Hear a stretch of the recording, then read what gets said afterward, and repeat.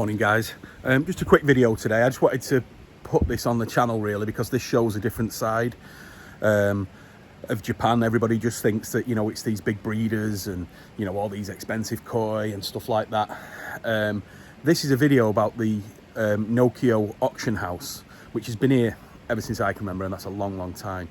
But it's so a lot of the breeders, a lot of people in this area, they keep koi, you know, and they've got these little tiny breeders that nobody buys from, not from because they probably won't even have export permits. But there's still quite a good little community of little koi breeders, retired people that do, you know, they've got a single mud pond and they do a little bit of breeding here and there, and they just do it for their own enjoyment. But when it comes to trying to get rid of those fish, to, you know, because every year they're going to have a lot of fish and then they want to do it, so what they'll do then is that they'll bring the fish down to the Nokyo auction house, which is the only one now in this area. There used to be two Miyakoya, which I've featured on another video quickly, but this is still a working auction house. One of the things I always remember coming here and to the other one when I was a kid, and this is where I learned my numbers. So this is where I learned how to, all the Japanese numbers, that, you know, because they're flapping these fish, you know, the auctioneer, he's going fast, he's going really fast. So the only way to learn is to come and sit here and just watch him do it and then try and pick it up. And that's what I did, you know. And to be honest with you, it probably took about 3 or 4 auctions and you understand the numbers, especially when you're bidding, because it's your money. So, you know, you don't want to mess it up, so the concentration's really hard.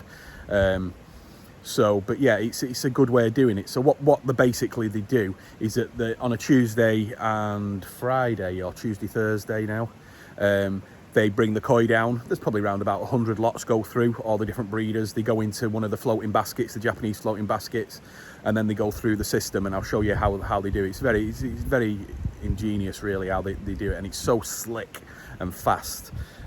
We used to buy koi from auctions many years ago, but now with when the first KHV thing hit, you know, I don't know, what was it, about 20 years ago, something like that, they stopped. A lot of the auctions stopped, but the Nokyo started again. But as a Western dealer, you can't really come here anymore and buy fish. Well, you wouldn't want to, you know, because you don't know where the fish are coming from. The guys that we buy the koi from, they're all registered with the government. They've got the health certificates. They get the testing done all the time now. So, you know, but this place would just be a little bit too risky to buy fish from, and you just wouldn't want to do it. So but yeah, back in the day we used to buy a lot of koi, especially from here. It used to be amazing how many fish we used to buy from here.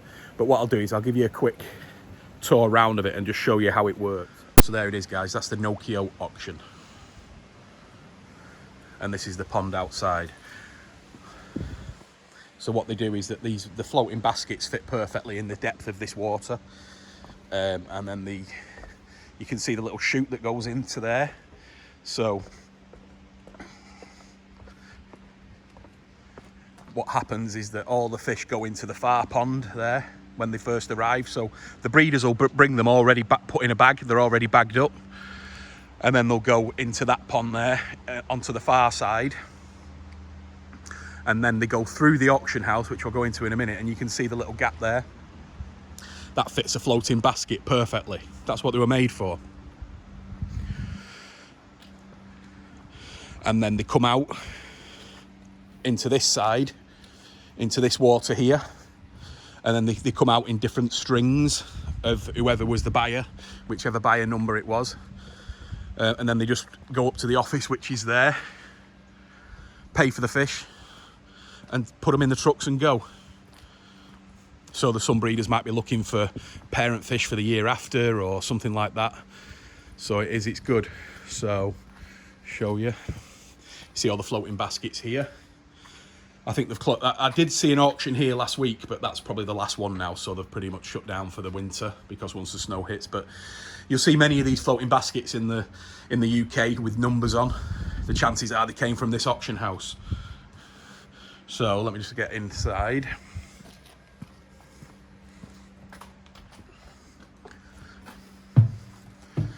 So the fish come down here. Everybody's sat on the sides there, that you can go upstairs as well. So there's an upstairs and a downstairs. So you've got the gap there. So the floating baskets come through here. If somebody wants to see it again, they'll send it back round, they'll send it back through, so it'll go up and down if need be, but it doesn't really happen. And then on this desk where I'm standing here, This is where they'll have the microphone and the numbers to say. So you got the buying numbers that you put at the front here, and the fish go through. So the fish come through, out there, into this pond, into the strings, and that's it. Then the people just buy them and take them home. So it is really good how they do it, and it used to be a vital part of the koi industry. I mean, the auctions were the main places where everybody bought. You know, back in the day, I used to see Dainichi, I used to see Yamamatsu here, all the big Matsunosuke, all the big breeders used to be at these auctions all the time, whether it was buying or selling. So, you know, they were a vital part of this industry.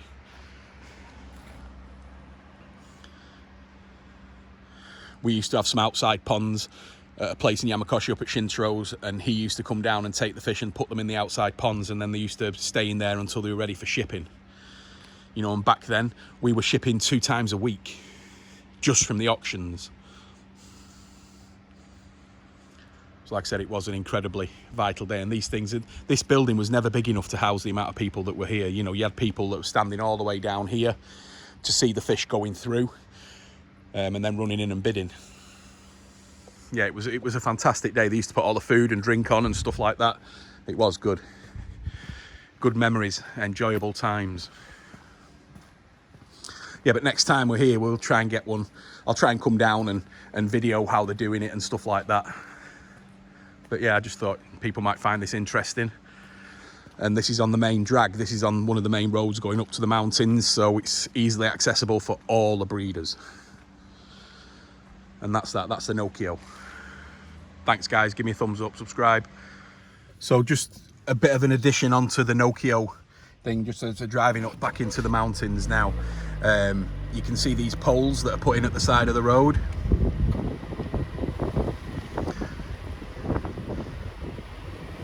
They're for the snow. And that's how high the snow will go.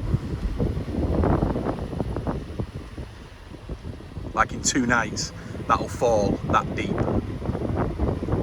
So these have been put up here now, so where they know that there's a parking area there, they can clear it. And they know where the parking area is, so they don't go directly off the side of the mountain.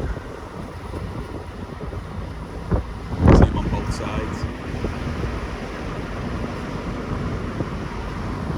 So everybody's preparing for that now, which is going to be, the next 2 weeks, something like that. They're going to get the snow.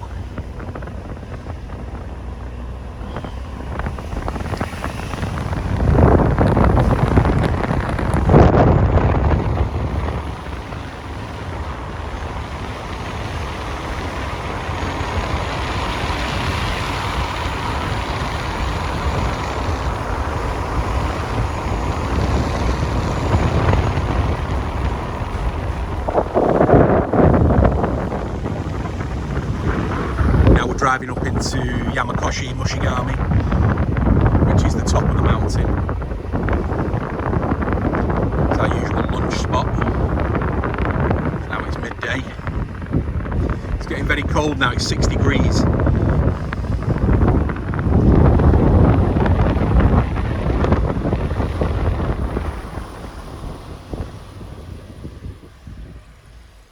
The mountains, they're all either mud ponds or paddy fields.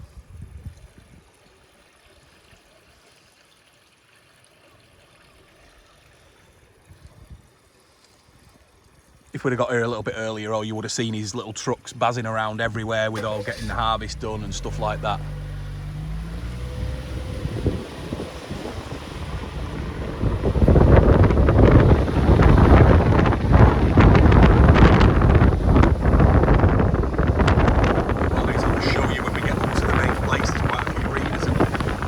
Show you what, how, you know, how out of the way they are, and you know, it's not these big massive factories that you might think that they are, and big farms. They're just small places that are built for purpose.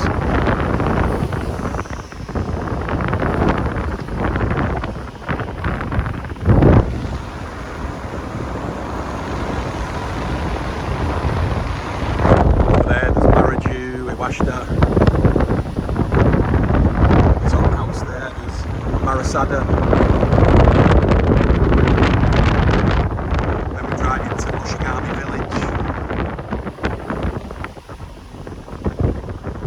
comes with this little koi house, belongs to Yamamatsu. Then you've got Shintro up on the hill there. And behind there you've probably got like Marashin, Marisho, Kano's got a house up here, Yagenji, Matsu's main house. A lot of breeders in this little area. And I'll show you Yamatsu house now as we drive, which you just see there.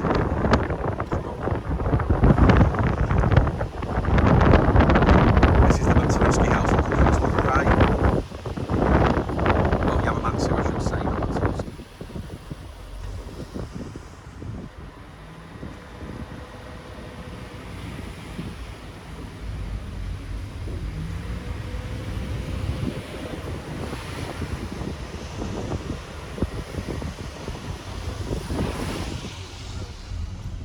And now we're here for lunch.